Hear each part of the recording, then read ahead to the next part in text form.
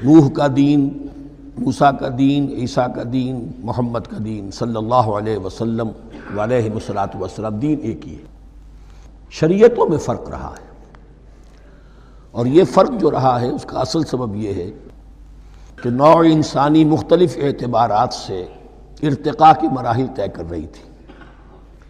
ذہنی پختگی، شعور کی پختگی، پھر سوشل ایولیوشن، تمدنی ارتقاء، یہ مسلسل جاری تھا۔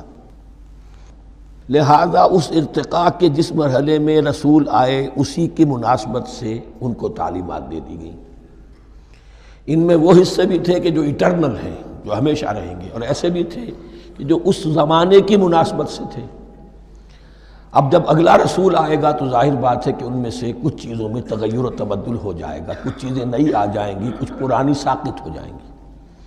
یہ پرانی چیزوں کا ساقط ہونا یہ کہلاتا ہے ناسخ ہونا، ناسخ و منسوخ کا مسئلہ، کہ وہ حکم منسوخ ہو گیا اور اس کی جگہ پر کوئی اور حکم آ گیا ہے۔ یا تو اللہ تعالیٰ تعین کے ساتھ منسوخ فرماتے ہیں، یا یہ کہ اس شے کو سرے سے لوگوں کے ذہنوں سے زائل کر دیتے ہیں۔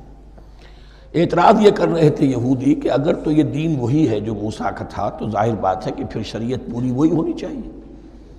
اس کے اعتراض کا جواب ہے جو یہاں دیا جا رہا ہے، اور یہی مسئلہ پھر قرآن میں بھی ہے۔ قرآن کی بھی تدریج کے ساتھ شریعت کی تکمیل ہوئی ہے۔ جیسا کہ میں نے پہلے عرض کیا تھا، شریعت کا بلو پرنٹ آپ کو سورہ بقرہ میں مل جائے گا آگے چل کر، لیکن شریعت کی تکمیل ہوئی ہے سورہ مائدہ میں۔ یہ جو تقریباً 5-6 سال کا وقفہ ہے، اس میں کچھ احکام شروع میں دیے گئے، پھر ان میں رد و بدل کر کے، اور پھر آخر میں الیوم اکملت لکم دینکم واتممت علیکم نعمتی ورضیت لکم الاسلام دینا۔ تو یہ ناسخ و منسوخ کا مسئلہ صرف سابقہ شریعتوں اور شریعت محمدی میں نہیں ہے صلی اللہ علیہ وسلم، بلکہ خود شریعت محمدی میں بھی زمانی اعتبار سے ارتقاء ہوا ہے۔ کہ پہلے شراب کے بارے میں حکم دیا گیا کہ اس کی مضرت زیادہ ہے، گناہ کا پہلو زیادہ ہے، کچھ فائدے بھی ہیں، بس۔